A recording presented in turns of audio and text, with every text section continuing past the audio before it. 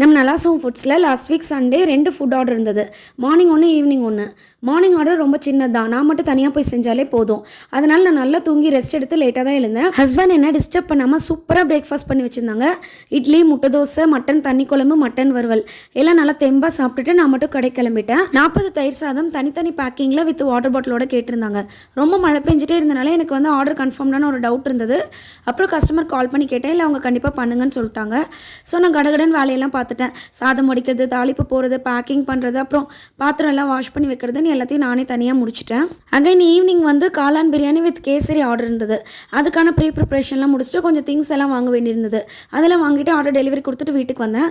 Husband சூப்பராக lunch பண்ணி வச்சுருந்தாங்க. ஒயிட் ரைஸ், முருங்கைக்காய் மாங்காய் சாம்பார், முருங்கைக்காய் வறுவல், தக்காளி ரசம், ஃபிஷ் ஃப்ரை, அப்புறம் காலைல வச்ச கொஞ்சம் மட்டன் வறுவல், நான் கொஞ்சம் கர்ட் ரைஸும் எடுத்துகிட்டு வந்திருந்தேன். எல்லாத்தையும் நல்லா சூப்பராக சாப்பிட்டு ஜம்முன்னு ஒரு தூக்கம் போட்டு ஈவினிங் ஆர்டர் வந்து செய்ய கிளம்பிட்டோம்.